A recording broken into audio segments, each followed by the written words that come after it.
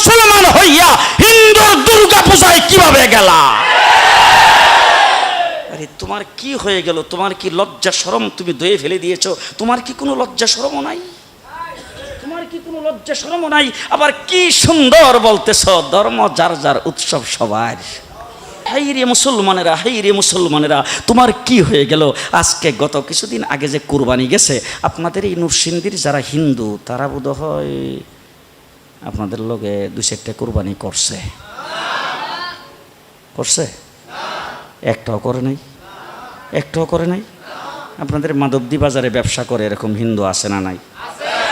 নরসিংদী বাজারে ব্যবসা করে এরকম হিন্দু আছে না নাই? মুসলমানদের সাথে তাদের ব্যবসা লেনদেন আছে না নাই?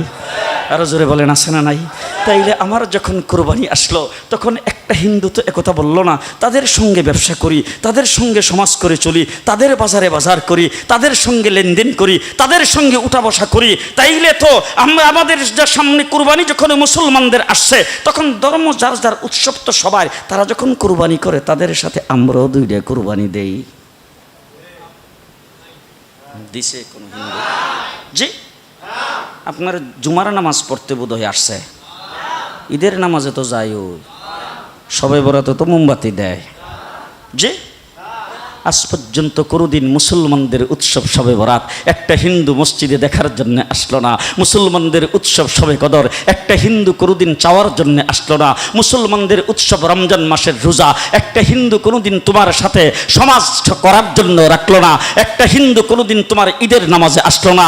একটা হিন্দু কোনোদিন তোমার সাথে জুমার নামাজে অংশগ্রহণ করলো না, তোমাকে দেখার জন্য পর্যন্ত আসলো না। তার কারণ হলো হিন্দুরা মনে করে এটা মুসলমানের উৎসব, আর তুমি মুসলমান হই হিন্দুর দুর্গা পূজায় কিভাবে গেলা?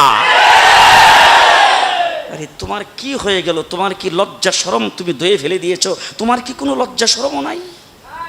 তোমার কি কোনো লজ্জা শরমও নাই? আবার কি সুন্দর বলতেছ, ধর্ম যার যার, উৎসব সবার। হাই হাই হাই, ও মুসলমান যুবকেরা ভালো করে শোনো, ধর্ম যার যার, উৎসব সবার। তাইলে বিয়া যার যার, বউ তো সবার। জি, বিয়ে যার যার, বউ সবার, পুষ্কুনি যার যার, মাছ সবার, গাছ যার যার, ফল সবার, ক্ষেত যার যার, ফসল সবার, দোকান যার যার, মাল সবার। এখন ঘুমাইছে কি? কথা বলেন না কেন? তাহলে আমার দোকানের মাল যদি আমার হয়, আমার ক্ষেতের ফসল যদি আমার হয়, আমার গাছের ফল যদি আমার হয়, আমার গাছের নারিকেল যদি আমার হয়, আমি বিয়ে করলে বউ যদি আমার হয়, মুসলমান আমার পুষ্কুনির মাছ যদি আমার হয়, তাইলে ধর্ম যার, উৎসব তার। ধর্ম যার, উৎসব আরো জোরে, ধর্ম যার, উৎসব, ধর্ম যার, উৎসব তার। ও আমার ভাইরা, হিন্দুরা আমার দেশে যারা বসবাস করে তারা আমার দেশের নাগরিক ভাই। কি ভাই? নাগরিক ভাই। সুতরাং নাগরিক সুযোগ সুবিধা যেটা বুক করার সেটা তারাও বুক করবে। রাষ্ট্রের নাগরিক সুযোগ সুবিধা তারা বুক করবে। আমরা মুসলমানের দেশ, বাংলাদেশ সাম্প্রদায়িক সম্প্রীতির দেশ। আমরা কোনোদিন তাদের পূজাতে আক্রমণ করব না, তাদের কোনো অনুষ্ঠানে আমরা বাধা দিব না, তাদের ব্যবসা বাণিজ্যে বাধা দিব না, তাদের চলাফেরাতে বাধা দিব না, তাদের কোনো কার্যক্রমে বাধা দিব না।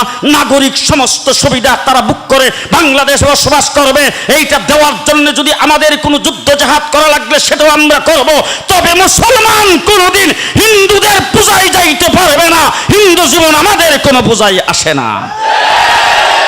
ঠিক না বেঠিক? ঠিক না বেঠিক? হ্যাঁ, মুসলমান কি সুন্দর।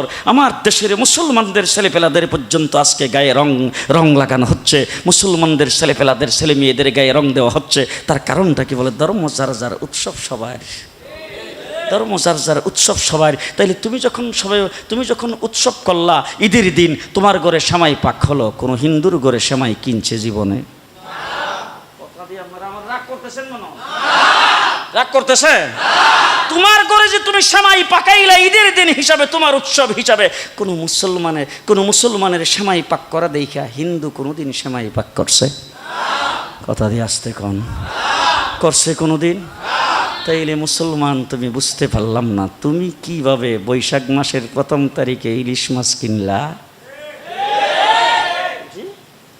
আরে তোমার উৎসব তো হইল মহরম মাসের 10 তারিখ, তোমার উৎসব তো হইল ঈদের